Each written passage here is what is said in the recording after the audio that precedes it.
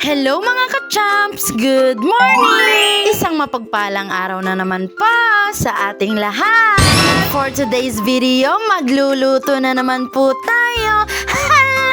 Wow! Si Mr. nga ho pala ang ating chef ngayong araw. Kaya naman pagkatapos na ho niya i-prepare lahat ng gagamitin niya sa pagluluto, nag-isa na nga ho siya dyan ng bawang at sibuyas. At pagkatapos nga ho niyang igisa, ay sinunod na nga ho niya ring karneng manok. Ari nga ho pala, ibinili nga ho niya dun sa bayan ng Bako. At wala nga hong lakong isda at nag-uulan na naman nga ho din sa amin. At talaga namang hindi na maintindihan ng panahon din ngayon sa amin. Ulan init na siguro piyesta sa langit. At habang nagluluto nga ho dyan si Mister, finiflex ko naman nga ho aring bagong tabas niya na buhok. Pagkatapos nga daw ho niya mamalengke, ay nagpagupit na nga rin daw ho siya dun sa Bako. At lagi ko nga ho sinasabihan na magpagupit na, talaga namang sobrang lago na nga ho ng kanyang buhok. At pagkatapos nga ho niyang gisahin ng karneng manok, ay sinunod na nga ho niyang ilagay aring chapsoy. Wow!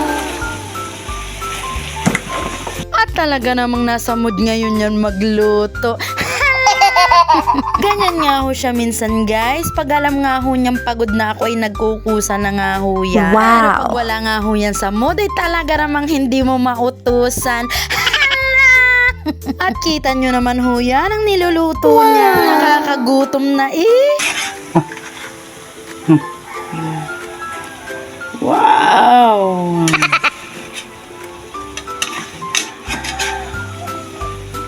Wow! Wow!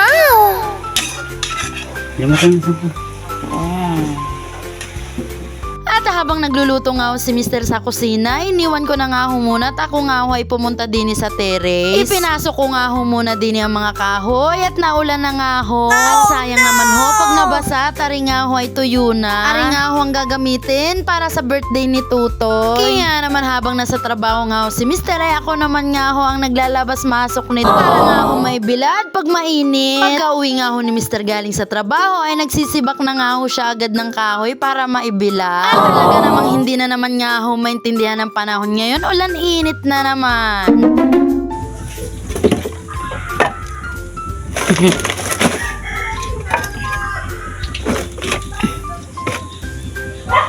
Kaya naman pagkatapos ko nga hong ikamadang mga kahoy, binalikan ko na nga ho si Mr. Dini sa kusina. At naglalagay na nga ho siya na ring toyo. Nice! Oops! Oops, tama na. Talaga naman ang pagkapakialamera na ring isang ari. Oops, tama na. Tama na. Minsan ho kasi guys, sa mga timpla namin na hindi na nga ho namin napapansin at napapaalat na nga ho pala. At iba na nga ho ang nag-iingat at may anak nga ho kami. At kung ano nga ho ang kinakain namin, na yun nga din ho ang kinakain ni Tutoy. Kaya naman dapat kontrolado nga lang ho natin ang mga timplada natin. Kaya naman na rin ang niluluto ni Mister, paluto na. Yummy! Kaya mo? O siya guys, hanggang dito na nga lang po muna ang vlog namin ngayong araw. At kakain na nga ho muna kami. At sa mga hindi pa nga ho nakaka-follow ng aming page, makiki-follow, like and share naman po. Para lagi kayong updated sa mga videos and vlogs namin araw-araw. O siya, hanggang dito na lang po muna. Bukas po ulit. Salamat! Ikaw watching. Bye-bye!